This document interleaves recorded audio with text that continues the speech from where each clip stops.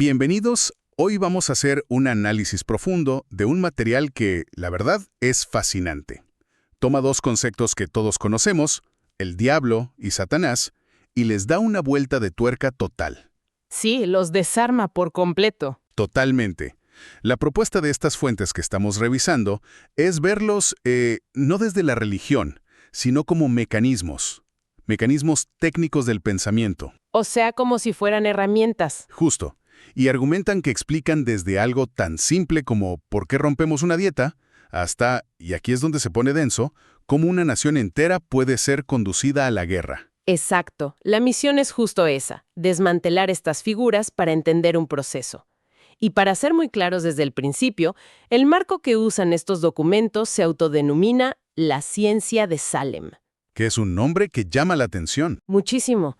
Y hay que aclarar que no tiene nada que ver con los juicios de brujas. Al contrario, se presenta como una corriente de pensamiento que analiza las grandes narrativas, las culturales, las religiosas, como si fueran manuales. Manuales técnicos. Sí, como si fueran manuales de ingeniería social y psicológica.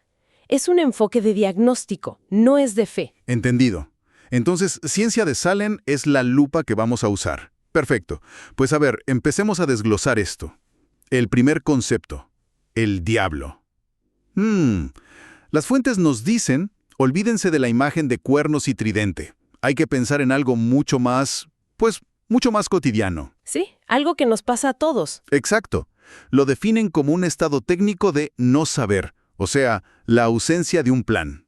Piénsalo como un concepto de ingeniería, de verdad. Es un lapso, un vacío de decisión. Fíjate, el ejemplo práctico que mencionan es muy bueno. A ver, decides irte de viaje a San Felipe, pero no reservas hotel, no planeas nada, llegas a la ciudad a las 10 de la noche, cansado, y te enfrentas a ese vacío de ¿y ahora qué hago? ¿A dónde voy? Claro, el momento de incertidumbre total. Ese momento, esa falta de dirección consciente, eso es, técnicamente, el diablo. No es una entidad, es una condición de vulnerabilidad. Oye, pero espera, porque las fuentes conectan esto directamente con el pasaje de Mateo 4, la tentación en el desierto. Sí. O sea, ¿me estás diciendo que interpretan uno de los momentos más icónicos de la Biblia como un simple problema de incertidumbre logística? Eso suena increíblemente reductivo. ¿Cómo lo justifican?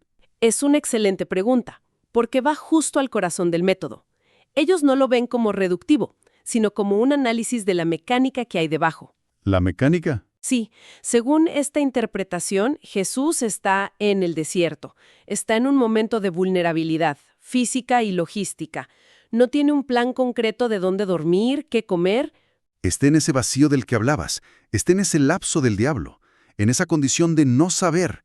Y es justo ahí que se le presenta la oferta. Todo esto te daré si, postrado me adorares. Se le ofrece una solución de poder, de control material para llenar ese vacío inmediato. Vale, visto así sí cambia la perspectiva. O sea, no es minimizar el evento, sino identificar el punto de quiebre. Exacto. La vulnerabilidad no es el mal, sino la puerta de entrada. La falta de un plan propio crea una apertura que algo o alguien más va a llenar. Precisamente. Y la reflexión clave que proponen los textos es esta. Si no tienes un plan para tu vida, el sistema, la circunstancia o la primera oferta que parezca conveniente va a llenar ese vacío por ti. La naturaleza aborrece el vacío, dicen. Pues la conciencia humana tampoco es la excepción. Si no la ocupas con tu propia voluntad y un plan definido, la va a ocupar la inducción más cercana. De acuerdo. Eso me lleva entonces a la segunda pieza del rompecabezas. Si el diablo es el espacio vacío, La condición de no saber, sí. las fuentes definen a Satanás como aquello que lo llena. No es una persona, es la idea, la sugerencia que se mete en ese vacío, la inducción. Y fíjate qué fascinante lo práctico que lo vuelven. Satanás es la inducción en su forma más pura. Y el ejemplo que usan es perfecto. Imagina que te pones a dieta. ¿Ok? Tienes un plan consciente, un objetivo claro. Has construido una pequeña fortaleza mental. Pero alguien llega y con la mejor de las intenciones te ofrece un taquito al pastor. Híjole, qué buen ejemplo. Esa oferta, ese pensamiento que busca romper tu plan, es el adversario. Es una inducción que el texto llama Satanás. Es que es brillante, porque es demasiado real. Ahora no voy a poder pedir tacos sin pensar que estoy librando una batalla teológica por mi alma, O por la dieta, al menos. o al menos por mi dieta. Pero ya en serio, esa idea de una fortaleza mental que mencionas, las fuentes le dan un nombre, ¿cierto? Hablan de temple. Sí, y es un término técnico fundamental aquí. El temple no es solo fuerza de voluntad. Las fuentes lo definen como una estructura de conocimiento y voluntad que has construido conscientemente. Como el temple del acero. Muy parecido. Se forja con presión y calor. Es una estructura resiliente.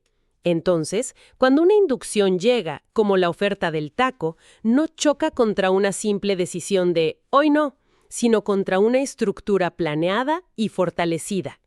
Y con esa idea de temple en mente, el otro ejemplo claro que usan es Mateo 16:23. Jesús acaba de explicar su plan, su sacrificio, y su amigo más cercano, Pedro, le dice que no tiene por qué sufrir, que puede evitarlo. Sí. La respuesta de Jesús es durísima. Quítate de delante de mí, Satanás. A la luz de esta interpretación, pues no está insultando a su amigo, para nada. Está haciendo algo mucho más sofisticado. Está identificando y hablándole directamente a la idea que Pedro está expresando, no a la persona. A la inducción. ¿A la inducción? Pedro, desde su afecto, desde su comodidad humana, le presenta una opción. Evita el plan, toma el camino fácil. Se opone al temple de Jesús. Claro. La defensa de Jesús es puramente intelectual. No es una pelea física. Reafirma su instrucción, su plan. El famoso escrito está. Usa su conocimiento, su ciencia, como un escudo. Eso me parece increíble, porque si la defensa es interna e intelectual, significa que no necesitas pelearte con la persona que te ofrece el taco, o con Pedro en este caso. No, para nada. Solo tienes que neutralizar la idea dentro de ti. Es una distinción crucial. No luchas contra la persona, sino contra el pensamiento que esa persona está, vehiculando en ese momento. Exacto. Cuando responde, vete, Satanás, porque escrito está usando su plan, su conocimiento previo, para ocupar ese espacio antes de que la inducción de la comodidad pueda echar raíces. Claro. Y la frase adorar solo a Dios en este contexto técnico significaría reconocer que solo la conciencia, el plan original, es la verdadera fuente de dirección, no las sugerencias externas que apelan a la comodidad o al poder. Muy bien, creo que el mecanismo a nivel personal queda clarísimo. Hay un vacío por falta de plan, el diablo, y luego llega una idea que lo llena, la inducción o Satanás, y la defensa es tener un plan previo, el temple. Exacto. Pero si esto es tan íntimo, tan personal como una dieta, me cuesta trabajo imaginar cómo funciona a nivel de una nación entera. ¿Cómo escala esto? Y escala de forma idéntica, pero con consecuencias aterradoras. Aquí es donde el análisis se vuelve más intenso y se habla de un satanismo político o de Estado. Órale. En la política, el texto describe un proceso que es casi un manual de operaciones. Primero, se necesita al diablo, que es la ceguera colectiva. La ceguera del pueblo. Es el pueblo que vota sin instrucción, sin investigar al candidato, sin entender las propuestas. Es un lapso de no saber gigantesco, un vacío de responsabilidad cívica. Entiendo el vacío de conocimiento, pero, a ver, ¿hasta qué punto es responsabilidad de la gente y hasta qué punto el sistema está diseñado precisamente para mantenerlos en esa ignorancia? Las fuentes hablan de eso. Esa es la pregunta clave. Y los documentos no asignan culpa en un sentido moral, sino que describen el mecanismo.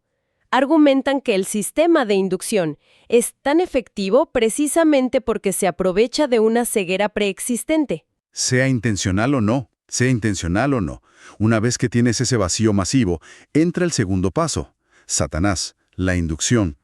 Es el político o el poder fáctico que aprovecha esa ceguera para inducir a la nación a la guerra, por ejemplo.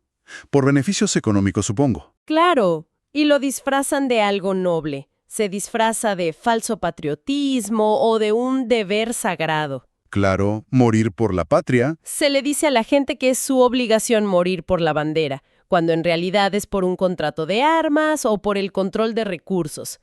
Las fuentes citan el libro de Esther como un prototipo perfecto de esto. Amán, El villano, Amán, no convence al rey para matar a los judíos con argumentos, sino con una inducción simple. Hay un pueblo que no sigue tus leyes. Y luego sella la orden con el anillo del rey. Usa una mentira y un símbolo de poder. Para generar una orden de exterminio. Es inducción masiva en su máxima expresión. Es un círculo vicioso. La ceguera del pueblo se convierte en la herramienta del inductor para llevarlos a su propia destrucción. Y entiendo que esto no solo pasa en la política. Las fuentes también señalan directamente a la cultura. Por supuesto, mencionan cómo cierto tipo de música o contenido que glorifica la violencia, el crimen, el materialismo extremo, funciona como inducción satánica pura. Es un tema delicado. Mucho. Pero pensemos en cómo se le induce a un joven que vive en un vacío de propósito a desear ser el jefe de jefes. Se le presenta esa vida como algo lleno de poder, respeto, lujos. Claro, el poder inmediato. Esa inducción constante en una mente sin temple, sin una estructura interna, lo lleva directo a la ruina, a la cárcel o a una tumba prematura. Es exactamente el mismo mecanismo. Todo esto suena terrible, pero en la práctica parece que los grandes inductores, los políticos corruptos, los traficantes de armas, los magnates mediáticos, pues a menudo se salen con la suya. ¿Hay alguna consecuencia para ellos, según este sistema de pensamiento? Aquí es donde el análisis presenta su conclusión más dura. Las fuentes retoman el pasaje de Mateo 18:6 sobre hacer caer a uno de estos pequeños. Ok. Pero de nuevo, lo interpretan no como un castigo divino, sino como una ley técnica, una ley de causa y efecto. ¿Y los pequeños, en este contexto, quiénes serían? Los pequeños son precisamente los que no saben, los que están en ese lapso del diablo, los vulnerables, los ciegos, el joven sin propósito, el votante sin información. Entiendo. Entonces, la frase sobre que más le valdría que le colgasen una piedra de molino al cuello y lo hundiesen en lo profundo del mar, se reinterpreta. No es una amenaza de un Dios enojado. Sino una descripción técnica. Vaya, el término que usan es deuda técnica inevitable. Eso me sueña a programación o a finanzas. ¿Cómo explican que se aplique a una acción social? ¿Es una metáfora o lo describen como una ley literal del universo? Lo describen como una ley tan literal como la gravedad o la termodinámica, pero aplicada a la conciencia y la energía. La idea es que quien usa su influencia, un político, un artista, un líder, para inducir a miles o millones al error, a la guerra, a la autodestrucción, acumula una especie de deuda energética. Una deuda de conciencia. Exacto. Y esta deuda es tan masiva, tan pesada, que la aniquilación física inmediata, la piedra de molino, sería una consecuencia preferible. Mucho menor. ¡Wow! Entonces, no es un castigo que viene de fuera, sino una consecuencia inherente a la propia acción. Como si al empujar a miles a un abismo, la energía de esa acción te arrastrara inevitablemente a ti también. Pero de forma magnificada. Claro. Es una ley de correspondencia. La escala de la inducción determina la escala de la repercusión. La consecuencia no es un castigo, es el reequilibrio inevitable de la energía que se puso en movimiento. Por eso la llaman una deuda técnica. Es un balance que tarde o temprano tiene que saldarse. Bueno, recapitulando todo este análisis que ha estado denso, el diablo es un vacío, un estado de no saber. Satanás es la inducción, la idea o sugerencia que aprovecha ese vacío para desviarnos de un plan. Y este mecanismo de 2 pasos no es un cuento de hadas. ¿Opera a nivel personal con un tacuene? Sí. Y a nivel masivo en la política, la cultura y la guerra. Y la conclusión final que se extrae de todo esto es que la única defensa real es interna. La libertad verdadera, según este enfoque, no es tener la libertad de hacer lo que uno quiera. ¿Por qué no? Porque a menudo lo que uno quiere es simplemente seguir la inducción más fuerte o la más placentera del momento. La verdadera libertad es tener el temple, la claridad y la fortaleza para no ser inducido, para elegir conscientemente según un plan propio. Es decir, si aprendemos a identificar ese lapso del diablo en nuestras vidas, esos momentos de duda, de cansancio, de incertidumbre, Sí. y en lugar de dejar que algo externo los llene, los ocupamos activamente con nuestro propio conocimiento, ¿Y nuestro propio plan? Entonces Satanás, la inducción externa, no tendrá dónde instalarse. Se le cierra la puerta. La conciencia vence a la circunstancia. La fortaleza interna neutraliza la manipulación externa. Y esto nos deja con una idea para reflexionar que es casi vertiginosa. Si este mecanismo de vacío-inducción es tan fundamental y opera a todas las escalas, ¿en qué pequeñas áreas de nuestra vida diaria estamos dejando vacíos en lo que vemos, lo que comemos, lo que pensamos, que el sistema, la cultura o la publicidad están llenando por nosotros sin que nos demos ni cuenta?